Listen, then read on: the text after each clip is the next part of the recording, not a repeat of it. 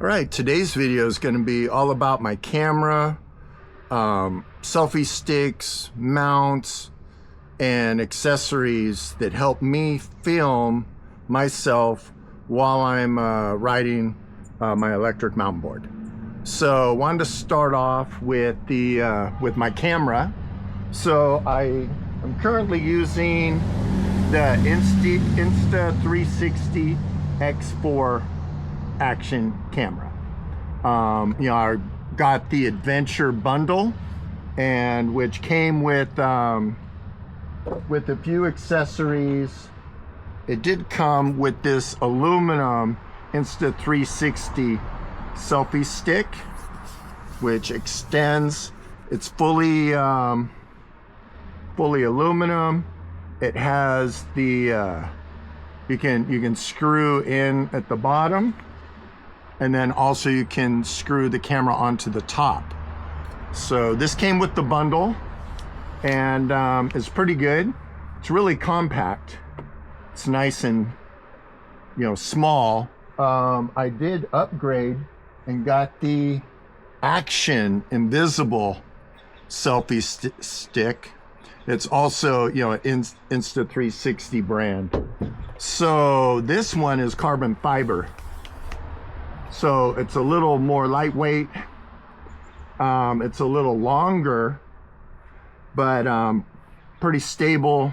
Really like this. You can also, screw into the bottom and also mount the camera by screwing it in at the top.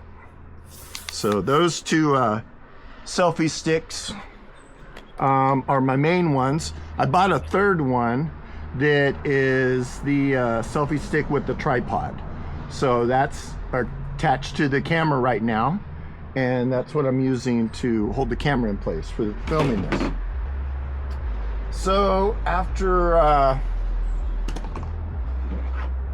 talking about the selfie sticks, well, there's one more accessory that I utilize with the selfie stick, and this is a flexible adapter, which works out really great. Actually, one of my favorite videos, if you haven't seen it, go to my channel. It's just picturesque. I'm actually riding a trail along the Pacific Ocean, right along the cliffs, in the morning, beautiful sunrise session. And what I did, it was the first time I utilized this accessory. So I screwed in this flexible adapter onto, sorry, I got shaky hands. I have a condition called benign essential tremors, which you'll probably notice throughout my videos. Maybe in the future I'll go over different stuff, about getting old and different conditions. But I double stacked the selfie stick so I can extend the top one after the camera's mounted, and then mount that one. And because I use the remote with my right hand for controlling braking and speed, I actually wrap this around my wrist so that I don't have to grab it, and especially after I have my my gloves on and everything secure, this just gives me a little more control. I can more loosely grab onto the extended selfie stick and control the camera. So that's really how I utilize that. This gives me over 6 feet, approximately 6 to 7 feet extension, and allows me to be able to support that while I'm riding. Because you add the weight of the camera, and especially on long runs, it could be tiresome for the shoulder or arms. So that's my little technique. I would say this is optimum for open areas. If you're in a forest, trees, it's a lot of obstacles, then there's, you know, there's other techniques. But for open area, especially very panoramic, where you want, you know, just the amazing view being captured, I was really happy with that. So yeah, go back and check out those videos. I posted several of them along the coastal trail. And so back talking more about the camera, you know, it comes with this little cheap plastic kind of protective case. But really, when you're mountain boarding, you want to protect the camera. It's a, you know, pretty good investment. I don't know, between $400 and $500, depending on what deal. So this like exoskeleton Insta360 like housing protects the camera pretty well. You could also mount different types, you know, of the mounting, you know, on it, or you can screw it in at the end, so it mounts very flexible on that, gives you some protection. However, the most vulnerable spots are the lenses, you know. So on the Insta360, you've got lenses on both sides of the camera. So you have one lens on the back and one lens on the front. They stick out beyond any, you know, protection. So there's two different lens guards. There's a standard lens guard. It's made out of plastic. It's pretty good for scratch resistance. They're relatively inexpensive, you know, but I broke one. You know, I had a camera mount fail, and I'll talk about that here in a little bit, where the camera bashed on the ground while I was riding on a really rocky, rough trail. And the standard lens guard, which is plastic, shattered. Definitely go back and watch that video if you haven't. It's actually in a short or reel version, and I think it has my most views out of all of my videos. So people really liked watching me damage some of my equipment. But what's much better than the standard lens guard is the premium lens guard. These cost, you know, at least double of these. I believe these are around 20 bucks, and these are either 40 or 50 bucks. I'll try to put more info in the you know, when I post this up. But these are glass, so I have them currently, you know, on the camera. I hadn't really used them. I have been going and switching out the plastic, the standard lens guards, as they got scratched. And so I kind of went through two sets of the standard lens guards. By the time I damaged it and broke it, then, well, I should have been using the premium lens guard. Prior to that, it may have prevented the actual lens that's on the camera from being severely scratched. You'll probably have noticed the past 3 weeks or a month or so, some deep scratch. You'll see some distortion near the bottom of my camera. That is the back lens and the deep scratches that occurred when the plastic lens guard broke and the rock scraped against that. Eventually I do want to upgrade my camera. So, you know, it's the X4 model, and there isn't an option to change out the camera lenses. The X5 option has that option available.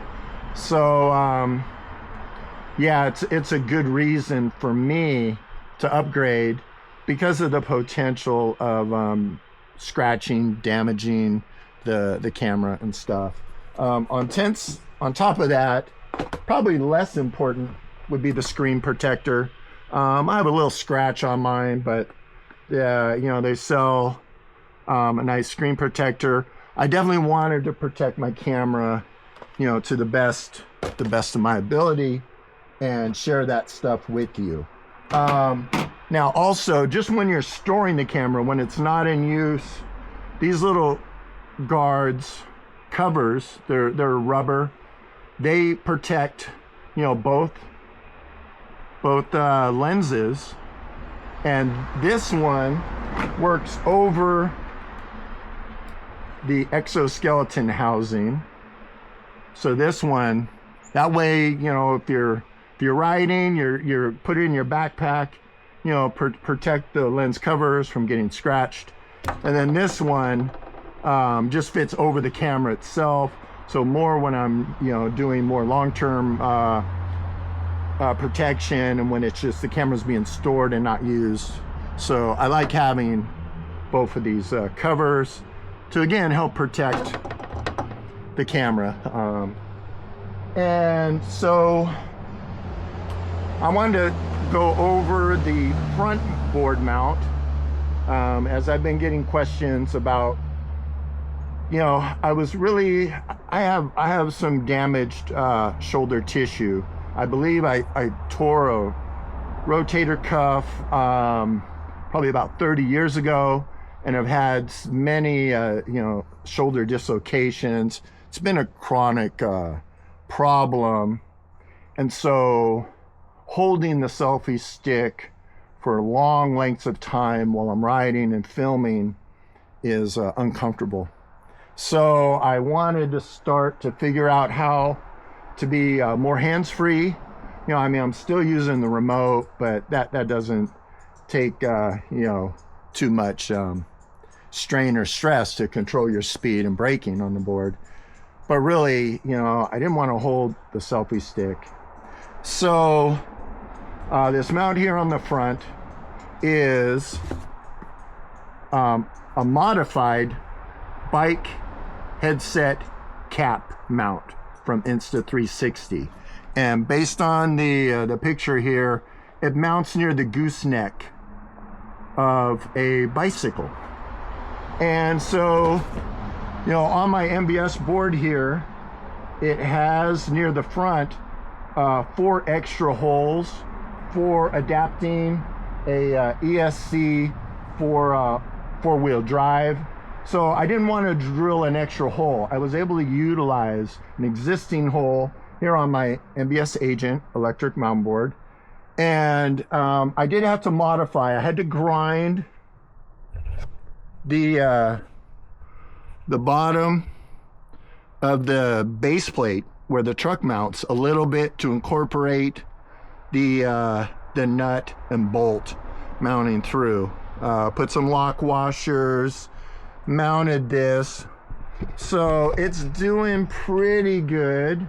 However, it's still, you know, I got to retighten it after each session, and even during the session, depending on how rough the terrain is and how hard I'm riding, this thing, you know, starts to loosen up. There's one of the truck bolts that's behind it, so that also impacts it. You know, I'm gonna tighten it up again. I'm likely looking at using some 2-part epoxy. That'll basically make it permanent, but I think I want to use this more as a mount, and I'm not worried about taking it on or off the board. So as I've retightened it, you know, it becomes a hassle, and on longer sessions it definitely loosens up and the arm tends to swing, really becomes annoying, more on the front than on the rear. I'm having some of that problem also on the back, but I think, and it may be quite messy process, you know, I haven't attempted to do it yet, but using some epoxy to put on the bolt and the inner part where the hole goes through the deck, and glue all these components, you know, and let it cure up. That would be possibly a permanent fix for the base rotating on me. So Yeah, let's try to spin this around real quick, and we'll take a look at the mount I have on the back.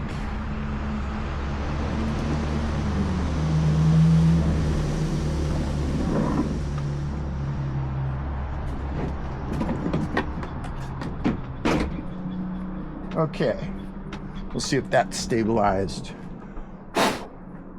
So, this mount on the back is by PGYTECH, and it's a U-bolt mount. And you can see, boy, all these components here on the packaging, and maybe we'll show it a little closer here. We'll kind of go underneath it. So, you know, I was pretty fortunate when I purchased this. I wasn't even sure, you know, how well it was gonna fit or mount. You know, I just took a chance. I found it online, and figured, well, it looked like I might be able to bolt this in and mount a camera here to the rear of my electric mountain board. And sure enough, you know, it did. The motors spin freely. You know, it's mounted a tad closer to this motor than this one, and even though there's some slight wear on the motors, I think it's more when little dirt and gravel get in there as it's spinning. So it's not rubbing against it, but sometimes little pebbles or gravel, you know, that doesn't really get wedged and stay in there. But it moves a little bit, but it's pretty tight. And one of the problems was also, like the front, it's shifting. And so this does turn until this piece that screws this in place hits the board, and then it stops. So even in some of my videos, you might see me reach back and straighten the camera so it stays in place. It doesn't swing out this way. It only swings this way a little bit. So I'm also thinking of possibly using 2-part epoxy down here and minimizing that movement. But this one isn't too bad. It is a little bit, and I'll try to mount maybe a short selfie stick on the bottom just to show. So yeah, you just screw this in place, do the same thing on the front. And then, yeah, see, this is having more movement than I want to. So again, it's still work in progress, but it's you know, I really like it. I like using the selfie sticks to mount to these. I was using some different GoPro accessories, like this one here. You know, you can thread this in place. You know, if you have the part, you know, that attaches to it. There's various mounting accessories, but the big problem, and especially when I damaged my camera, was because there's plastic components. And as you see the end of this aluminum piece, this here's plastic at the end. And you can see this side, it's broken. Yeah, these parts broke off. I saved a couple. Sorry again for the shaky hands, but yeah, that broke. So I learned pretty quickly that on all these assemblies, they need to be aluminum. You can't have plastic components. That's why I even like the aluminum bolts that attach over the plastic ones. Really, and even what I do to really torque them down, you know, they come with a tool that fit in and you can tighten them. And then I use a socket that fits in there to give me more leverage. So, because this is hard with just your fingers trying to get leverage, if you put in a socket and then you could really tighten it down. So that helps. Make sure, you know, all your fastened accessories are tight. I had used this one in the past, and when I had the failure, oh, and boy, I forgot to bring out one of the most important pieces. Well, I may have to do a future video, but there was a plastic part that comes on this. Oh, and it might even be in here. Let me check real quick. Yeah, I might have put it in back inside this box. No, and hopefully I didn't toss it. Well, anyhow, it was plastic. It was basically a quick release mount made out of plastic. It came apart while I was riding, damaged. This was all intact and with the camera. So it was how this mounted to the U-mount. And again, you know, the failure occurred. So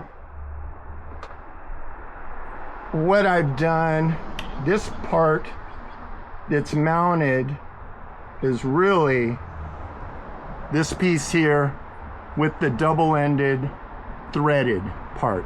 So you can thread in this into one side, okay, and then mount that, and then screw this bottom of the selfie stick into it. So you do need to buy several different accessories, modify, and kind of experiment, you know, with what works for your board, where you're going to mount it, and how it's going to operate. So that's kind of it, at least for now. And yeah, just wanted to share this stuff. It's been super fun. I'm still, you know, working to improve my mounts. I don't mind the partial swing. It actually, you know, it changes up the perspective of the ride. But when I'm in dense forest and going near stuff, the camera becomes vulnerable when it's not directly behind the board. It's much more protected and it stays in my, you know, line of riding. When it's kicked out, it's more likely to hit obstacles on the way. So yeah, hopefully you like the information. It's helpful, and you know, enjoy my videos. If you have any questions, you know, just post a comment, and we'll see you on the next ride. Thank you.